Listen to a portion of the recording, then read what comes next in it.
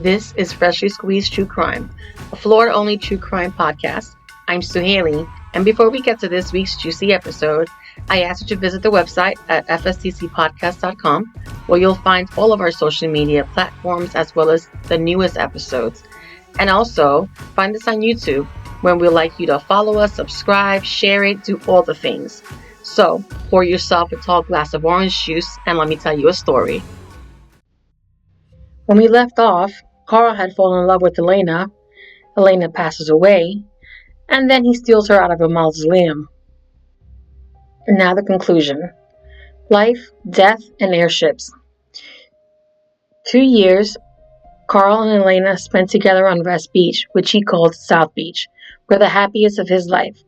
Carl was never afraid of work, and there were substantial amounts to be done before the shack on the beach was transformed into what he wanted to call a castle. His job at the hospital was as demanding as ever, and time-consuming as always, so the construction work had to be done on his off time. A photograph of him inside his laboratory was more consistent with his description. With the globe on top of the 1,000,000-volt transformer, it's a diabolical-looking contraption. To Carl's left, padlocked, is what must be the incubator tank, and it's safe to assume Elena was inside when the photograph was taken, probably by Carl himself with a timer on his camera. On the wall, there was a fuzzy picture of what appears to be a woman. Could it possibly be Elena? His beach house may not have lived up to his fantasy, but it was still prime real estate and a tranquil place to live.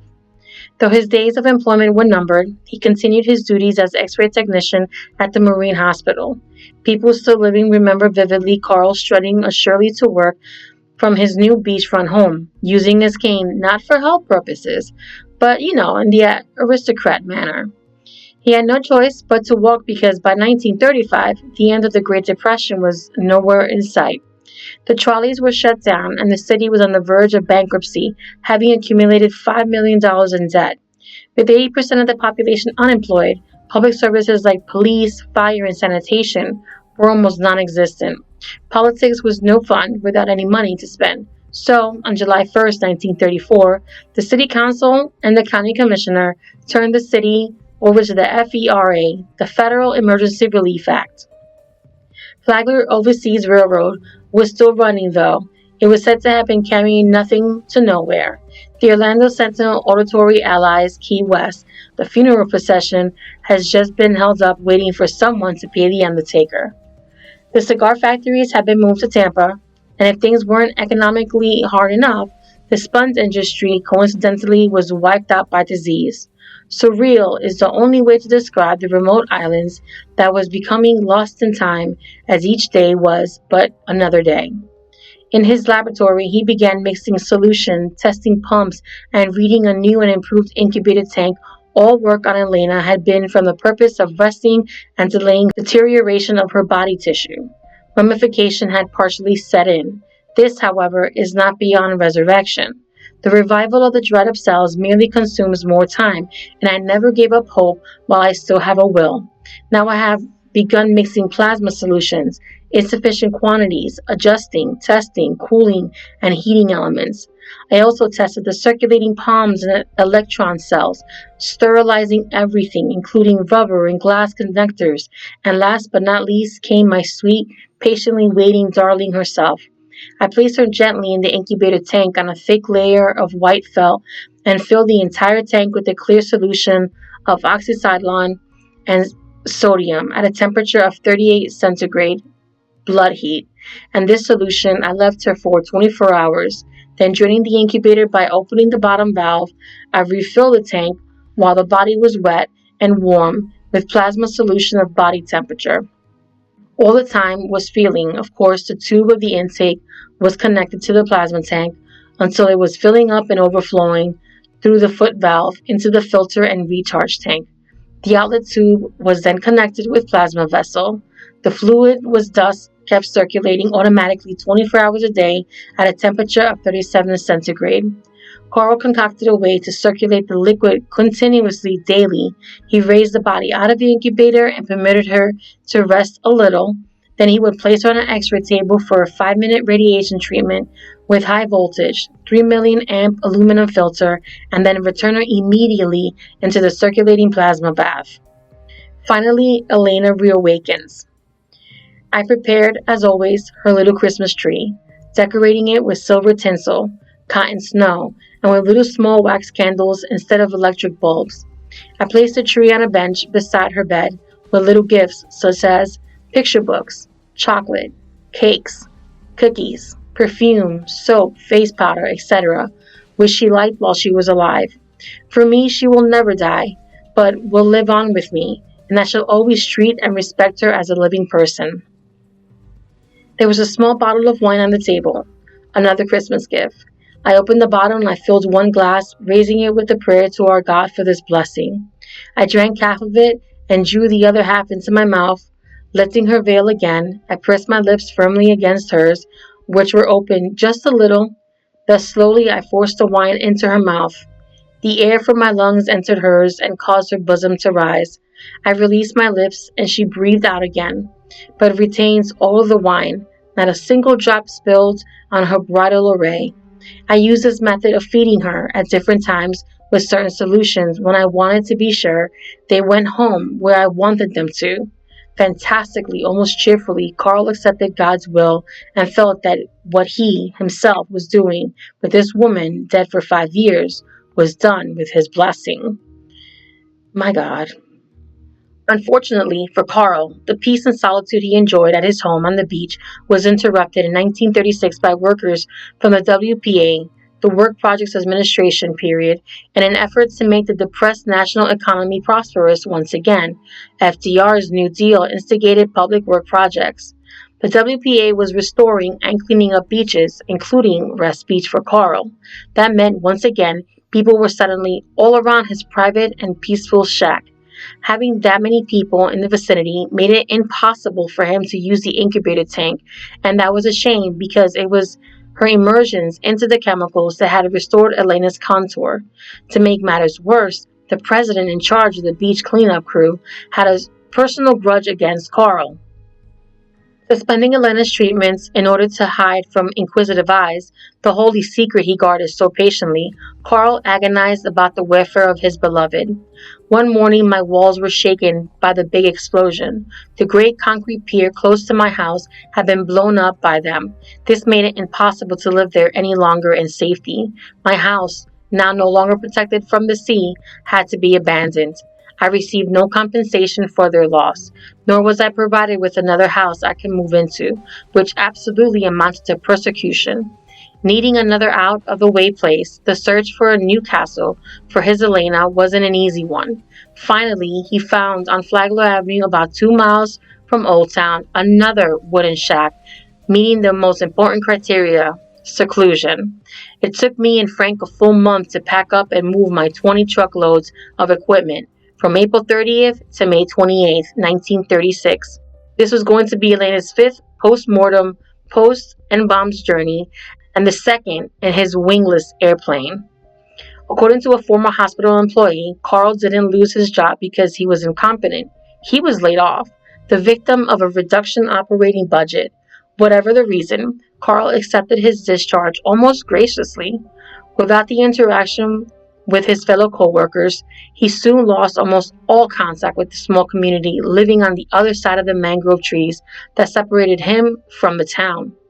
The only other regular communication Carl had with the townsfolk were his regular visits to the post office to pick up his monthly check, the source of which has been the subject of much speculation amongst those later with Carl's bizarre saga.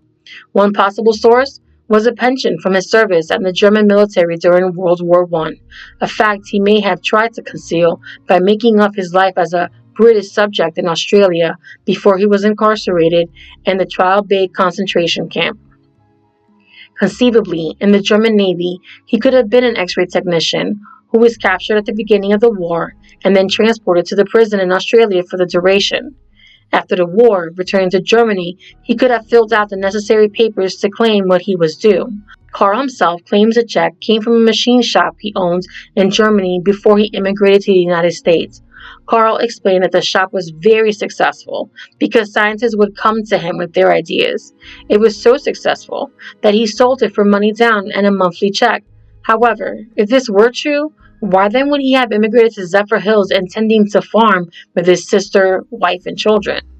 A third possible explanation came from a former co-worker who wrote a letter in Carl's behalf to the government of Germany stating that Carl was impoverished. The money he received, she said, was sent from Berlin because he was a destitute German citizen living abroad. That Germany would respond with a monthly check to someone broke in Key West during a worldwide depression seems thoughtless. Another theory is that the money allotment could have been inheritance, whatever the source, and enabled the unemployed Carl to live peacefully for a time, coexisting with both the supernatural and nature. However, there were intermittent difficulties. My power generating machinery could not be installed at the new place. Coincidentally, I could not incubate no more until I had built a new laboratory. I decided that if it was best to leave Elena exposed to the open air for a time, and well, that it was impossible to prevent desiccation of the tissues, and then mummification would finally take place, because the small quantities of liquid I couldn't infuse would not be sufficient to prevent it. But as long as I could prevent reinfection of the body tissues with bacteria, I was satisfied there was nothing to prevent reincubation later on.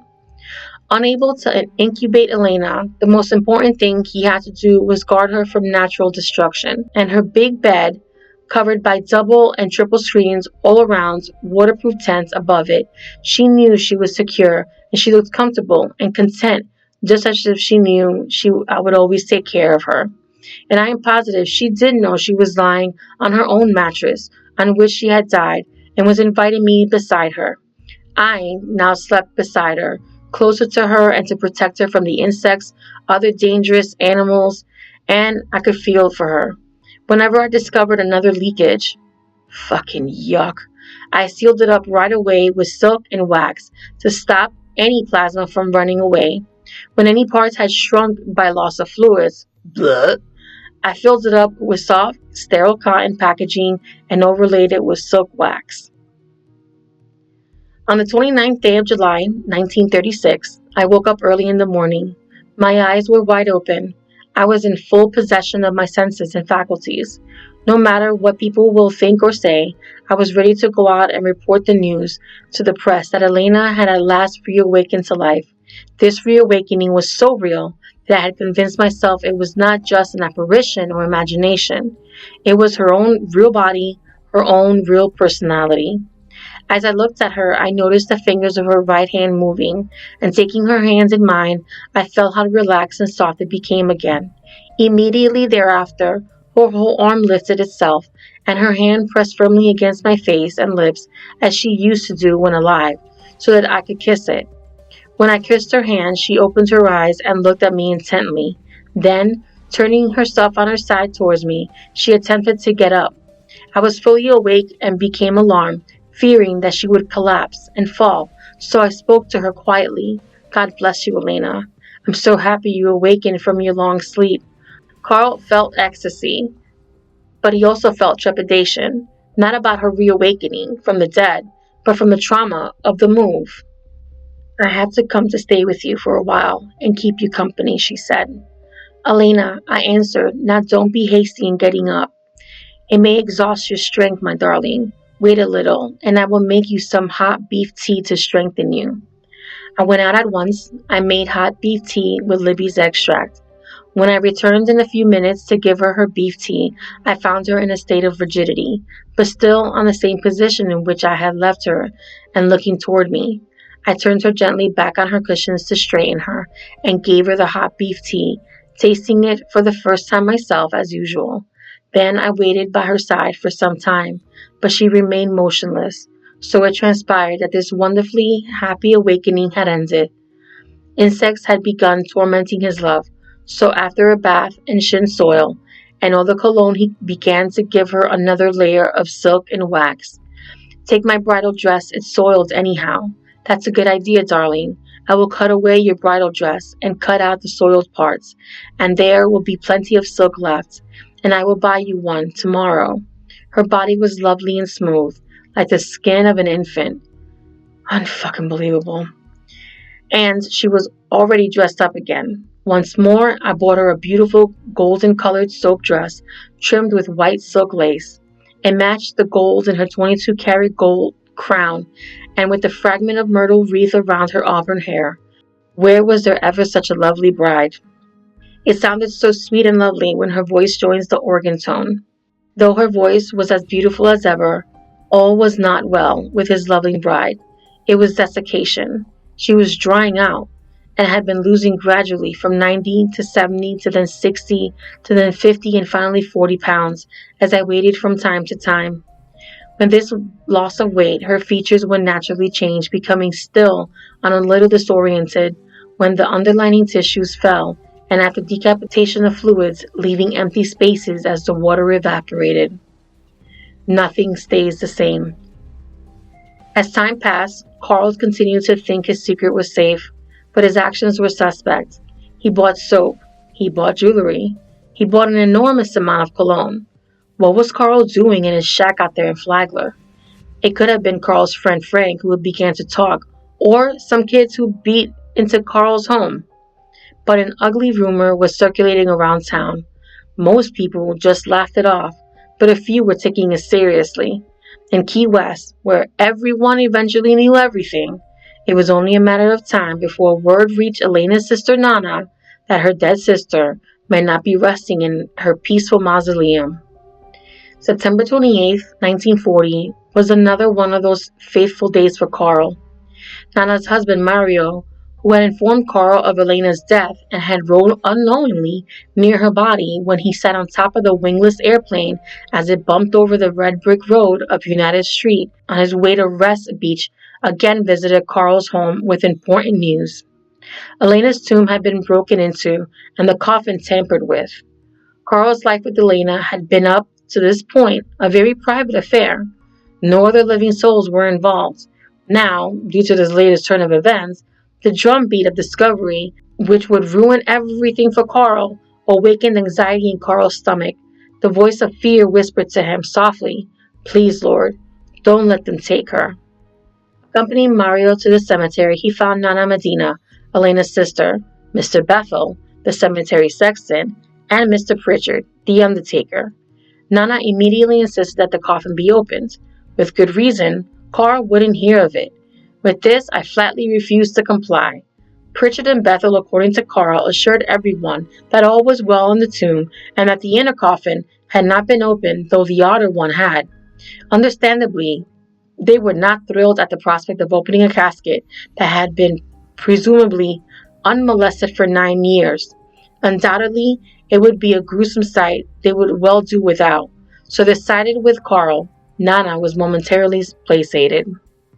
Relieved that he had, at least for the time being, been able to guard a secret, Carl returned to his home way out on Flagler Avenue, separated from those who wouldn't understand, and told Elena of his sister's behavior. He talked to her and caressed her that evening while the sweet smell of rain and the distant rumblings of thunder permeated the night. It was a moment of serenity not to last. On October 1st, Mario returned and summoned Carl to the cemetery again. Only this time, there was a crowd when Nana confronted Carl and emotionally demanded the coffin be opened. Through Carl's eyes, Nana was a selfish, spiteful serpent who would not allow love to triumph. Though, let's be biased eyes, Nana, who was ill and would eventually die from tuberculosis, was concerned about her eternal peace of her dead sister. Carl chided her and said, "You ought to be ashamed of yourself, talking like that at the grave of Elena. She is an angel, but not you. I can clearly see that you don't love her, nor are you interested in her safety. All you seem to be interested in is to strip your sister again of her jewels. That's why you broke into the tomb." The sexton had handed me a piece of rusty iron bent from the strain of wrenching the locks from the cement walls, and a pair of old rusty scissors used apparently to dig the window panes out of the door. These I turned over to the sheriff for fingerprints. However, no fingerprints were taken.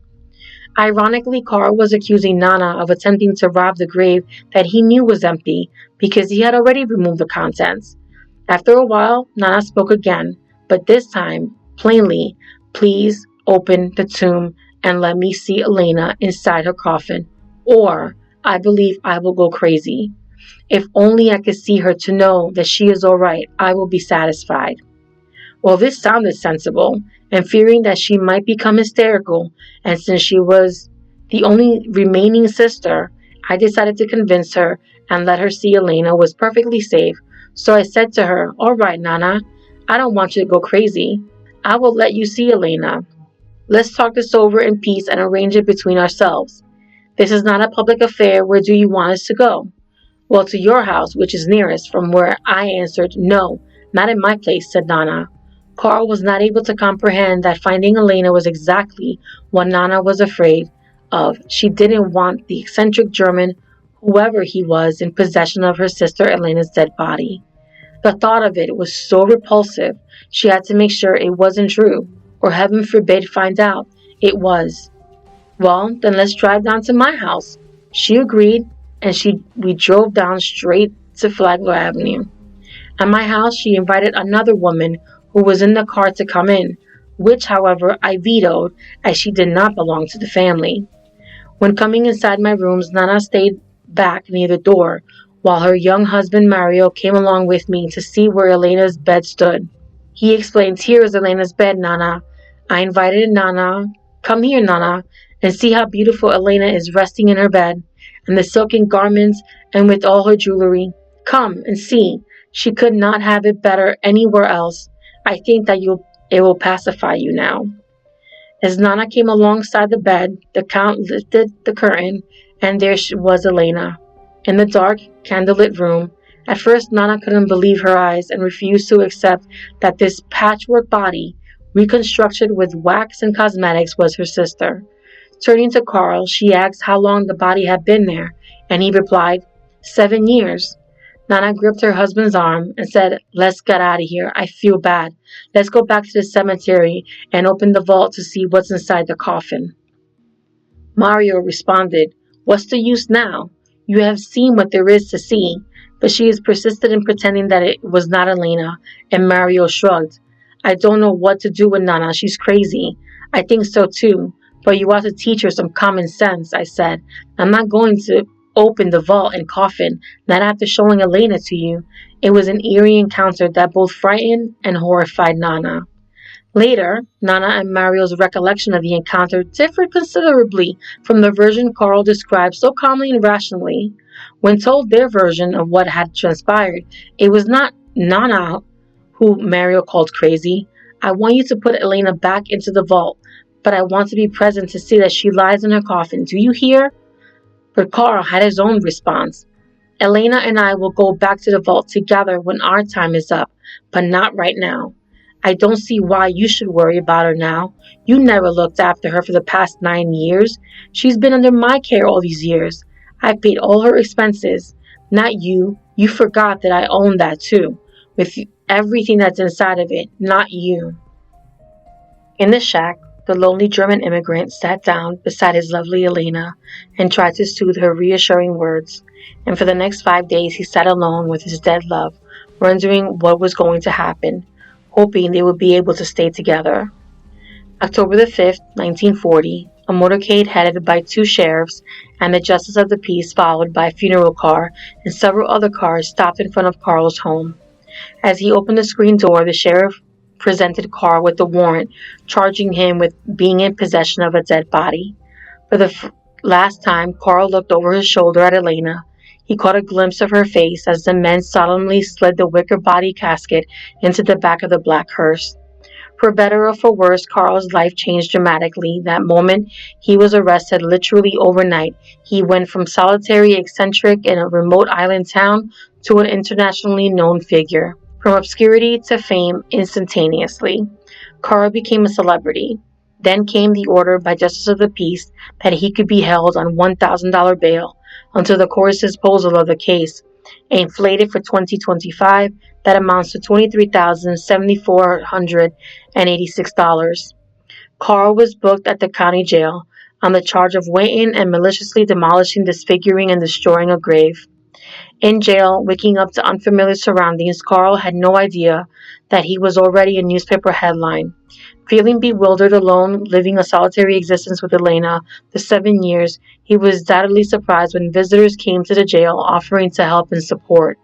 One of the amazing things was the way people reacted to Carl's arrest. Public sympathy for him was immediately.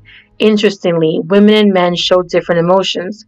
Women thought that what Carl had done was marvelously romantic. Bullshit. Men, on the other hand, were sympathetic, but not nearly as sentimental as women. At noon, the jailer told Carl that a crowd of young ladies had come all the way from Tampa because they too were many to let inside. He allowed Carl to greet his admirers out in the front yard. They all shook hands and the girls offered him money they had collected, which Carl tried to refuse until he realized that they would be offended if he didn't accept their generosity. Carl's thoughts, as they had been from the moment they had met, were only on Elena, who now he felt had no one to care for. I'm all right, the one who needs help and protection and who cannot defend herself is Elena, since she has been taken away from me. He said he thought she was safe enough until in the custody of the undertaker, where she is now. But I had my doubts, and later I was proven to be right. Legally, there were three aspects Carl had to deal with. First, there was the original charge of wantonly and maliciously demolishing, disfiguring, and destroying a grave. The second legal problem was Carl's sanity. A three-man panel of doctors was assembled to make the determination. The third legal hurdle that Carl faced involved another law under which Carl could be prosecuted. As Judge Lord authoritatively pointed out to Carl after the hearing, the unauthorized disinterring of the body of a deceased human being is an indictable offense, both at common law and by statute, regardless of the motive or purpose. At this point, journalists from around the world, fatigued by the constant tidings of war, caught winds of the incredible story and began streaming into Key West. They joined the local citizens whose mundane, everyday life was now punctuated with excitement. On October 8, 1940, Honorable Justice of the Peace, the purpose of this hearing is to gather information. Based on this information, the Florida State Attorney, who represents the state of Florida, will, at a future date, determine whether Carl Van Kosel has, in fact, broken any laws. This, I would like to emphasize, is a hearing. It is not a trial. Guilt or innocence will not be determined here today. If, as a result of this hearing, charges are forthcoming, and you, Count Van Kosel, are tried and convicted at a criminal proceeding, you will be liable for up to $500 fines and after 2 years in jail. The first witness called was that of Florinda Medina, who stated, Your Honor, it was the most grotesque thing I have ever seen in my life. Her hair was still on her head. She had glass eyes with arms and legs that were sticks with stockings. It was a monster. It was horrible. What I saw will haunt me for the rest of my life. He then called Carl to the stand, who stated he was a chemist, engineer, physicist, scientist, rheumatologist, with degrees in philosophy, psychology, and medicine. He still believed he could bring her back. The judge rebutted, Sir, you have had her body in your possession for 7 years. 7 years, and she appears to be completely dead, lifeless, not alive. It seems to me that you don't understand, Count Van Kosel. Listen to me very carefully. What is left of Elena Hoyos is going to be buried. As the presiding justice of the hearing, that is my decision. The state attorney will decide whether or not to bring you to trial. You may not have her body back. She is going to be buried. Miss Medina is her only living relative, and she wants her buried. You are no relation to Miss Hoyos. You have no claim to the body. Carl responded, You can't do this to me. This isn't justice. Her father gave her to me. I pay for everything. Everything. The funeral, the caskets, the mausoleum. She is mine to take. Her from me will mean the end of everything. You are forcing me to break my sacred promise to Elena. After an outburst from Miss Medina, the judge responded, Miss Medina, I understand and sympathize with you. Never have I encountered anything like this. You have my sympathy for what you have gone through and the carnival atmosphere surrounding this bizarre affair. Regardless of the Count's guilt or innocence, this court will honor your request to have the body of Elena Hoyos buried. Because of the circumstances surrounding this case, only relatives will be told where the grave is. Count Van Kosel, I'm ordering you to return to this courtroom Thursday, October 10th, 1940, for a psychiatric evaluation. While reading old newspaper articles, the following statements stand out to me. Carl stated she was my wife. She accepted my proposal of marriage. I built her monument with my own hands and watched over her so nothing would happen to her. I think I have done my best. Medina had given Carl an ultimatum. Place Elena's remains in the mausoleum within a week, or she would proceed against him. At the end of the week, she obtained the warrant which brought his arrest. Elena's body became an attraction. It was described as the following. It's the biggest sightseeing attraction in Key West at the moment. All day carloads of people drive up, augmented by others on bicycle and on foot, to walk past a tiny figure.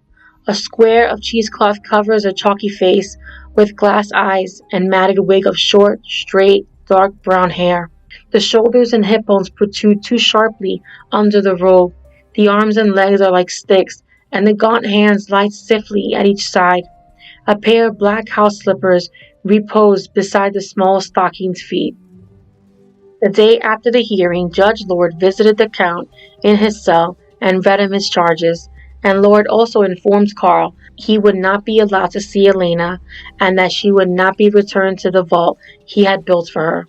Carl's heart physically ached when he learned that the new grave spoken about in the courtroom and which his beloved would be buried would never be revealed to him. He will never be able to worship at the site where Elena was buried again. People from all over the country wrote letters in defense of Carl. The sympathy of thousands was stirred. Carl told the press, I will carry the fight to the highest courts in the land. If I live long enough to obtain sufficient funds to regain her, she is mine. Her father gave it to me. I am more entitled to her than her sister. Dispute arose over to whom the remains belonged. Elena and the funeral home were caught in the middle. Nana wanted Elena's body buried. Carl wanted her body back. The law officials didn't want to have anything to do with the body. As for payment, Carl was in jail, and her family had little money at all. The funeral home, with little warning and no guidelines, was capriciously put in charge of a dead for 9 years celebrity. The morticians apparently decided to do what they do best. They put the deceased after viewing. For a person to have a second viewing 9 years after the first was curiosity, to say the least. The funeral home was the host, and Elena was the talk of the town. Hundreds of people wanted to see the bride of Carl. Never before has so many come to see the departed. The manager of the funeral home, who did the actual counting, said 6,850 persons visited the effigy in the next few days. There were at least 2 people in Key West who had information about the afterlife relationship between Elena and Carl that both the press and the public would have found even more revealing. Dr. DePoo, who performed the autopsy on the body after it was discovered in Carl's home, and Dr. Foraker, who was in attendance, and they, for mysterious reasons, chose not to discuss the case until 1972, 32 years after the hearing. If you're wondering what it was, this new revelation, well, necrophilia. And that's all I need to say about that topic. Mad or sane?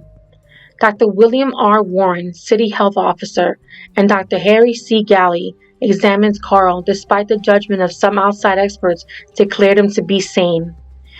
This position of the case now rested with the Justice of the Peace, who had yet to make known his decision as to whether Carl was to be held for criminal court trial on charges violating state health laws.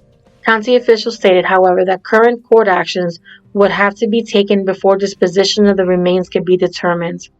When reflecting decisions being made, it's important to understand that every city official involved in the case was drifting into uncharted waters. Nothing remotely resembling Carl's love affair with the dead Elena had ever happened before, so there was no precedence to follow. The magnifying glass of public scrutiny under which Carl was examined was large enough to encompass those in power to dole justice, and the strong breeze of public opinion was blowing in Carl's way. Women especially were united behind Carl, and everyone involved in the case was aware of it. Some men may have obscenely joked in private, as men sometimes do, but they too were non-judgmental when it came to Carl, who loved the woman so much that he just couldn't let her go. Not knowing exactly what to do, no official wanted to come down too harshly on Carl and risk the fallout. The political step aside seemed like the best thing to do. There was no need to bother Miss Doris Tanzler, who would only complicate an already awkward situation. Likewise, no one was very anxious to find out whether the doctors examining her body had discovered anything, unusual. They took the easy way out, the path of least resistance, because they wanted to be rid of the stranger than fiction, unbelievable hot potato they were juggling amongst themselves. Now all that remained was for the criminal court, with Judge William V. Aubrey on the bench, to convene on November the 11th. Alan Clear Jr., who conducted the investigation for the state at the hearing, was scheduled to prosecute Carl. Friends to the rescue. Commenting on the contention of defense counsel Lewis A. Harris that the statute of limitations should be considered, the judge said that it was his opinion that the possession of the body for 7 years was a continued violation of the law. Meanwhile, to Key West citizens, Benny Fernandez, who owned the New York Busy Bee barbecue stand, and Joe Zorski, the proprietor of the Cactus Garden tourist camp, came to Carl's aid by posting property sufficient to cover the $1,000 bonds which had been set at the time of his original arrest. Zorski said persons in Key West who recall the circumstances surrounding Carl kindly remember while Elena was in the hospital and had implicit faith in his motives. We who know him and think he should be freed of all charges. The incarceration and the strain of the hearings were stressful enough, but it was the announcement before the sanity hearing that had most dispirited Carl. It was then that he learned he would never see Elena again. The loss of his reawakened love, his constant companion, was worse than the day she had died. At least that decision had been God's, while the burial was the wish of his adversary, Nana Medina, who stated to the media, "Would your sentiments be the same if the body was that of your loved one? He's no idealist. Instead of being lauded, he should be condemned. Carl is guilty of the most heinous crime. He should be put away. And why aren't the autopsy findings being made public?" He could not have her in life, so he stole her body and imagined her to the best of his ability. He would pester my sister about marrying him. He became so persistent that we asked him to stay away from the house. He did remain away for several months, and then one day he returned by started bringing my sister gifts. He gave her a ring, a wristwatch, and some bar pins worth $600, which, again, adjusted for 2025 inflation, would be worth $11,000. During the time my father had ordered him to remain away from our house, he wrote a letter to my father in which he stated, if a wedding did not occur in our family before Christmas, that there would be a funeral. On the day Elena died, he arrived at the house shortly after the death, and he used ultraviolet ray machine, which he used on her for a few minutes before our family physician arrived and pronounced Elena dead. He desired to continue working on the body, insisting he could restore her life, but my father refused. After Elena's death, on his urgent request, we rented him a room that she occupied for $5 a month. We had to furnish him with tea, toast, scrambled eggs, and fish for his small payment, which he never paid promptly. He stated that my father gave him Elena's body. That is untruth. If my father gave permission to do with that body as he saw fit, why did he not tell my father the day he moved the body into the plane that it was there? On October 22nd, 1940, Count Carl Van Kosel would not be punished.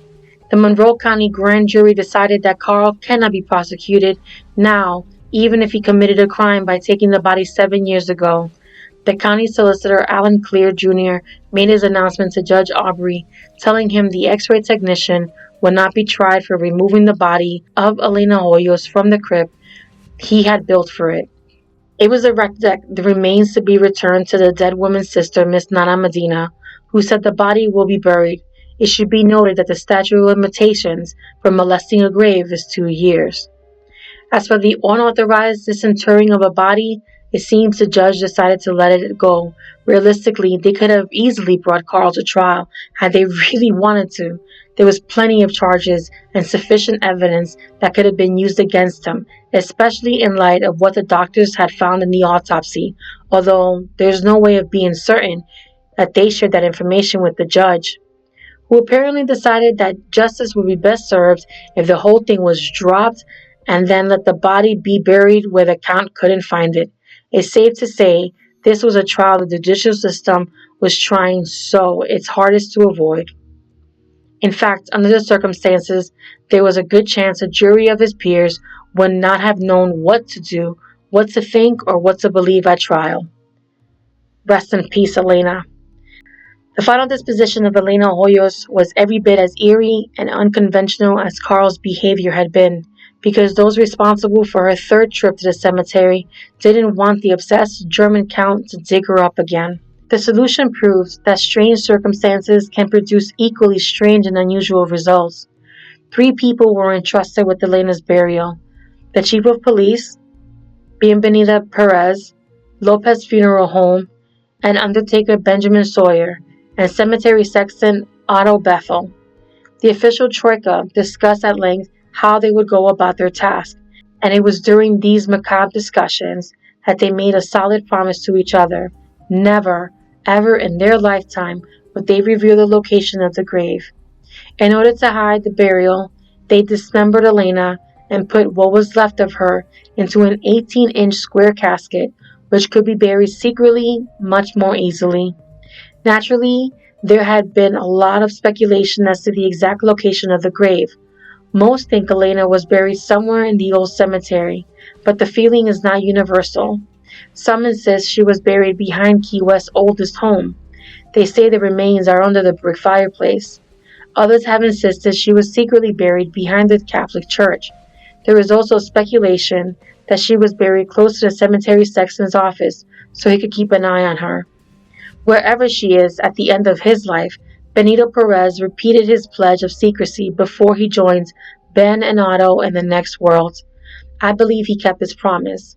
Portions of the original memorial plaque commissioned by Tanzler and affixed to Elena Hoyos' mausoleum have been reassembled and are on display at the Martello Gallery Key West Art and Historical Museum in Key West. Until we meet again. After losing his job and his home, Carl had little money left. He began chartering a quarter a person for a grand tour, which included his own personal commentary. He badly needed the proceeds. $1 would buy a week's supplies at a bodega. For $5 a month, you could rent a room that included breakfast. His dwindling monthly checks were no longer worth very much, probably due to the German mark diminishing value. Though at first it pleased him, it was in part his notoriety in Key West that caused Carl to decide to leave. The move was an agonizing one. Key West had been his home for a long time, but in Key West, he no longer had a life of his own. The town had become a tourist attraction. He was always answering questions from yet other persons from out-of-state license plates. He wanted to go somewhere where he could write his memoirs. He was seeking once again seclusion. Throughout the years, Carl had corresponded with his sister, who was still living in Zephyr Hills and was having health problems and could use the help. There too, for better or worse, lived his wife Doris and their teen daughter, but that didn't bother Carl. It didn't occur to him that his presence in his real-life hometown would be difficult on them. Carl began making preparations and going through his earthly possessions, deciding what he must take and what he had to leave behind. There was no question about certain things like Elena's casket, the wingless airplane, and a large organ he was restoring. They all must go with him. For $200, he hired 3 large trucks. That night, before the caravan was to leave, dressed in the black suit he had worn when he visited the mausoleum, as the only one with the key to the stout mausoleum door, he was able to quickly slip inside. Tears rolled down Carl's cheeks as he took the sticks of dynamite out of his coat and wedged them above the wooden door jamb. The difficult part was to make the timer go off in 24 hours and not 12. Hoping he hadn't been seen, he quietly locked the door and said farewell and began his walk for the last time in his life to Flagler Avenue in the darkness. Carl left town at 9 p.m. on April 14, 1941, 6 months from the day he had been released from jail after his hearing. A violent explosion at 1:40 a.m. smashed part of the tomb which Carl built for the body of 19-year-old Elena. The explosion, heard throughout the city, occurred about 4 hours after the doctor had 3 moving vans burying his personal possessions and rolled out of Key West. Carl Tanzler returns to Zephyr Hills.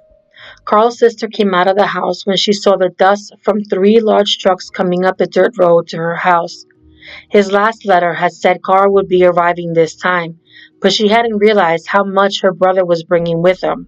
What in the world was sticking out of the back of that truck? It looked like the tail of an airplane. Good Lord, where was she going to put all this stuff, which he and the men started unpacking most quickly? At this point, his sister was wondering whether his return was such a good idea after all. Carl didn't seem like the same Carl to whom he had bid farewell 13 years before.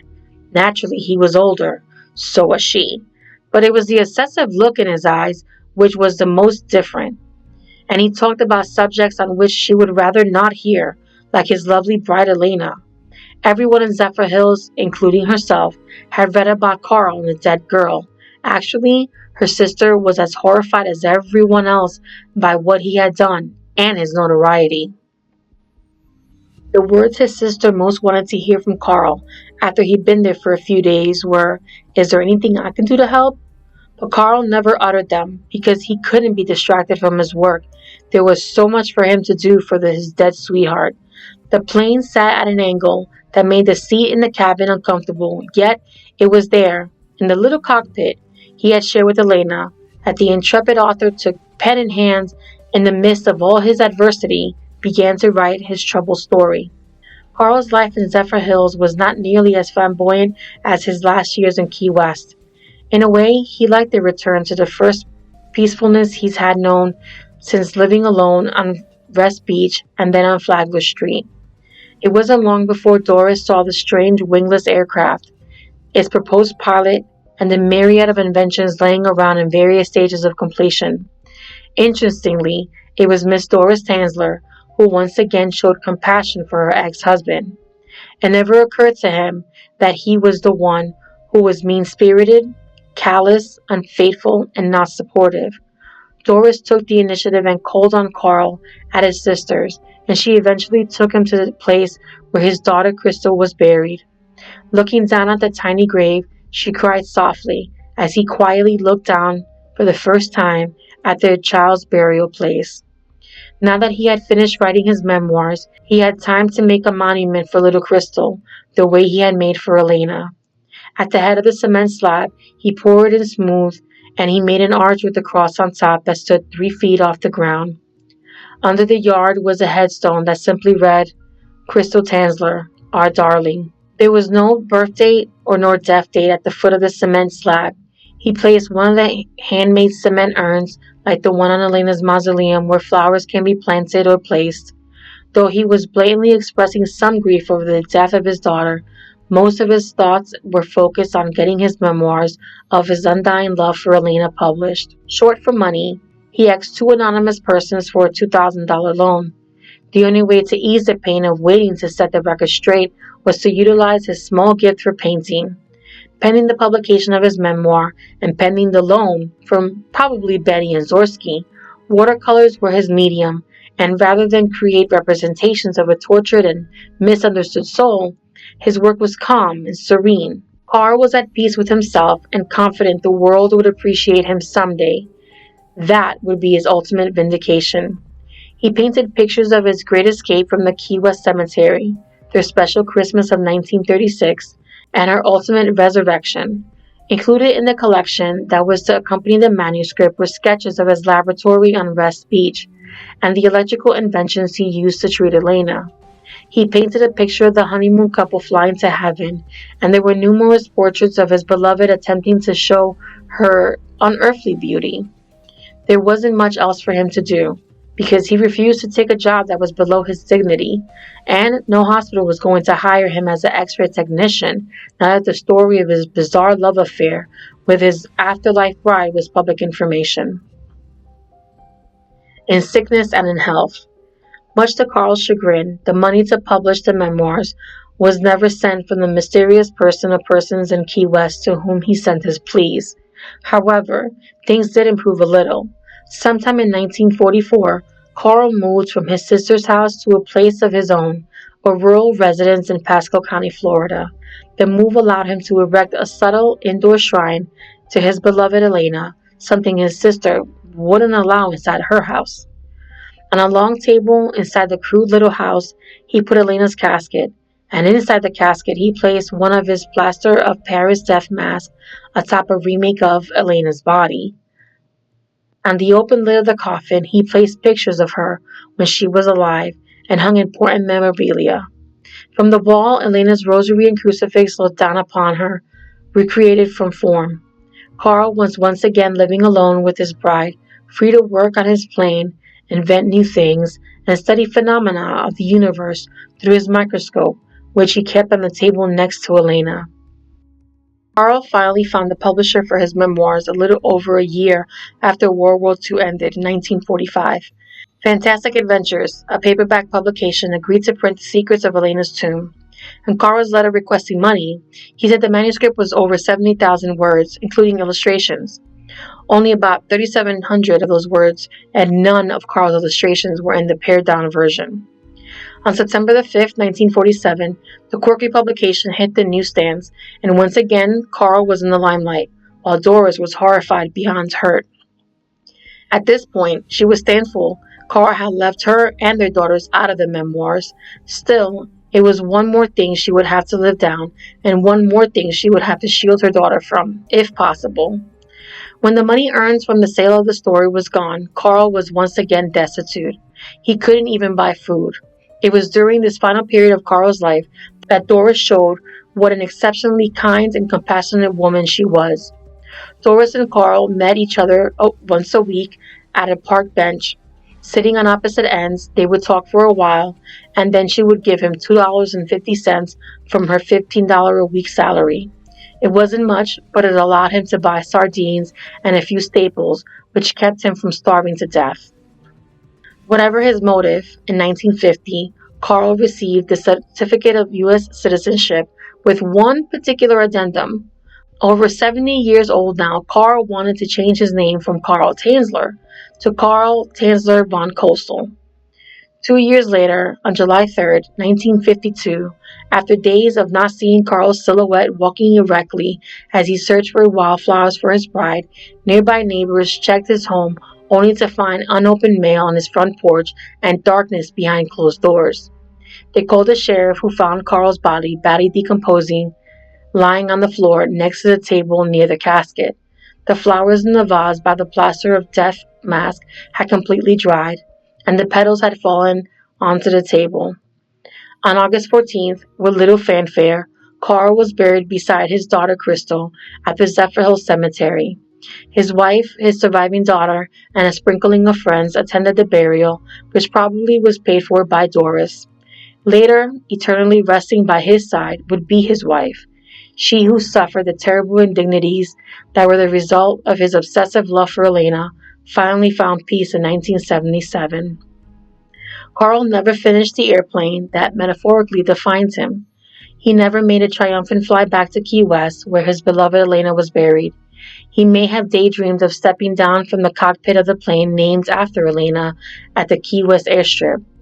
The crowd that would be gathered just for this occasion would applaud as he took off his aviator goggles and removed his leather aviator cap, looking very much like a returning hero. This was never meant to be. This episode was squeezed to perfection. First Few Squeezed is hosted and written by me, Sue Haley, and executive produced by Ebony. Still thirsty and need more? Visit us at fstcpodcast.com for links to all our social media handles, including YouTube. Want to keep the juice flowing? Make a donation by buying us a glass. And as always, cheers.